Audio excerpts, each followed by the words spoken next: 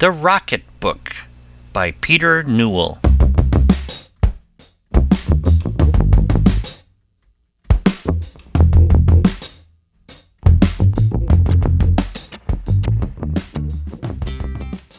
The basement.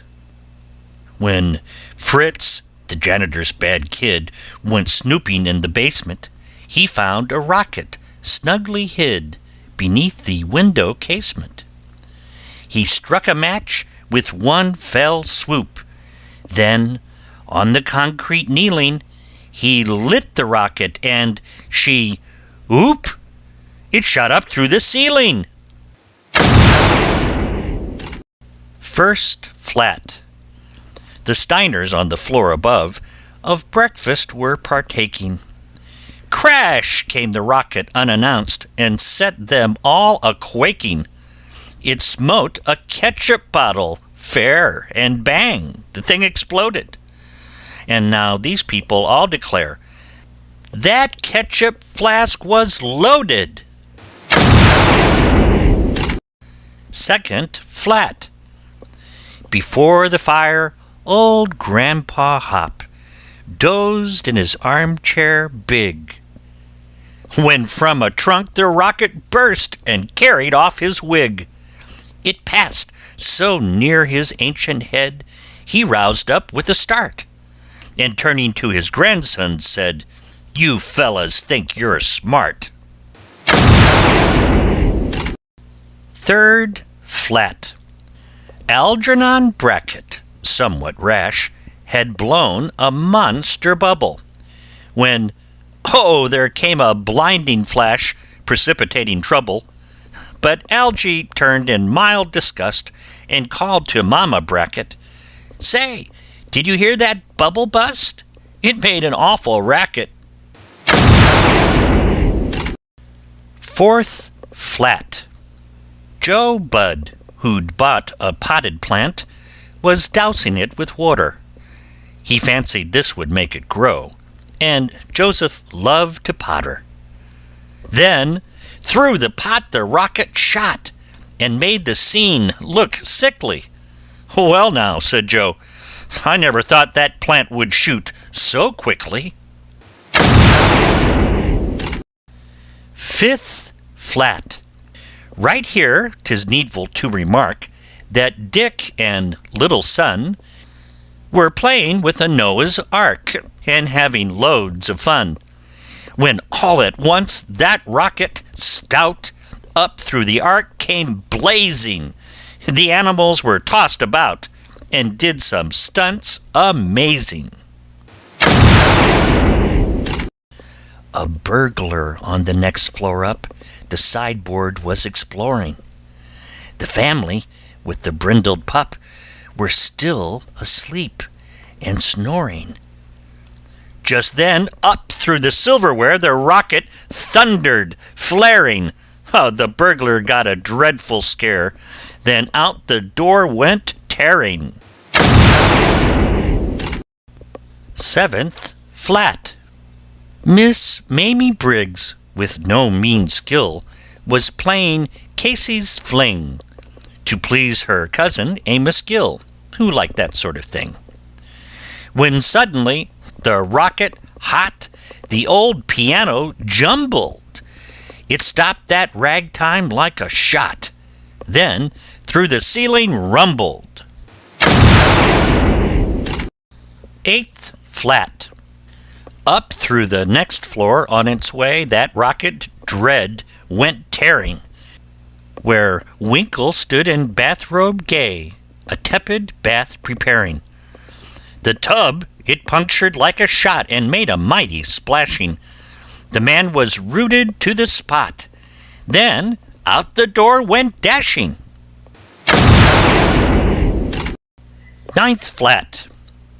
Bob Brooks was puffing very hard, his football to inflate, while round him stood his faithful guard, and they could hardly wait. Then came the rocket, fierce and bright, and through the football rumbled. "You've got a pair of lungs all right," his staring playmates grumbled. 10th flat. The family dog, with frenzied mien, was chasing Fluff, the mouser, when poof, the rocket flashed between, and quite astonished Towser. Now, if this dog had wit enough the English tongue to torture, he might have growled such silly stuff as, "Ooh, that cat's a scorcher." 11th flat.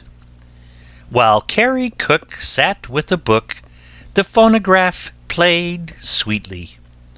Then came the rocket, and it smashed that instrument completely. Fair Carrie promptly turned her head, attracted by the roar. "Dear me, I never heard," she said, "that record played before." 12th flat. De Vere was searching for a match to light a cigarette, but failed to find one with dispatch, which threw him in a pet. Just then the rocket flared up bright before his face and crackled, supplying him the needed light. "Thanks awfully," he cackled. 13th flat. Home from the shop came Maud's new hat, a hat of monstrous size. It almost filled the tiny flat before her ravished eyes, when shoo! Up through the box so proud, the rocket flared and spluttered. "I said that hat was all too loud," her peevish husband muttered. 14th flat. Tom's pap had helped him start his train, and all would have been fine had not the rocket, raising Cain, blocked traffic on the line.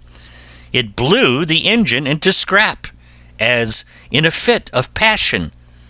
"Who would have thought that toy," said Pap, "would blow up in such fashion?" 15th flat. Orlando Pease, quite at his ease, the Morning Star was reading. "My dear," said he to Mrs. Pease, "here's a report worth heeding." The rocket then, in wanton sport, flashed through the printed pages. The lady gasped, "A wild report!" then swooned by easy stages.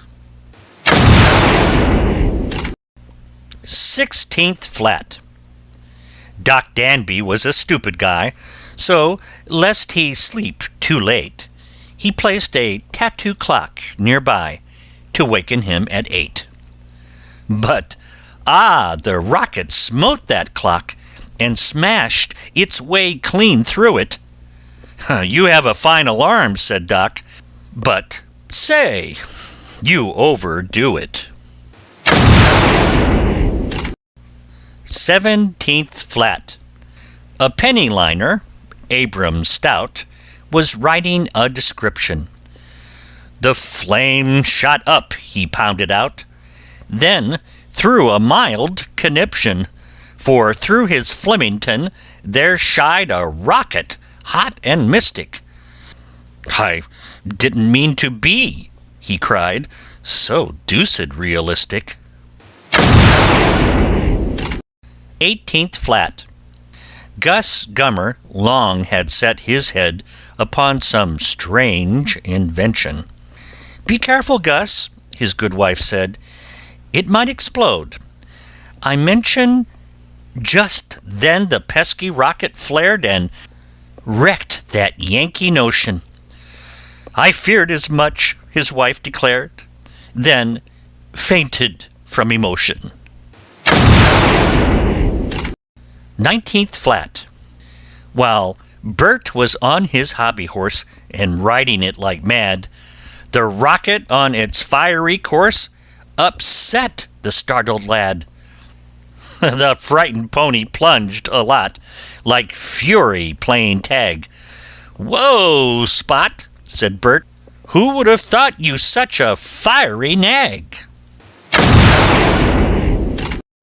20th flat. A taxidermist plied his trade upon a walrus's head. It really made him quite afraid to meet its stare so dread, when suddenly the rocket bright flared up and then was off. "Oh, Minnie!" cried the man in fright. "Just hear that walrus cough!" Top flat. Oh, it was just a splendid flight, that rocket's wild career. But to an end it came, all right, as you shall straightway hear.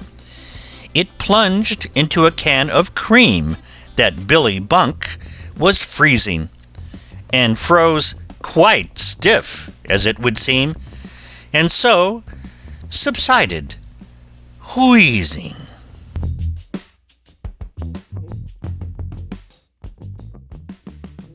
Hi, if you like this video, please give this a like and hit the subscribe button and click the bell icon to get notified whenever I release a new video.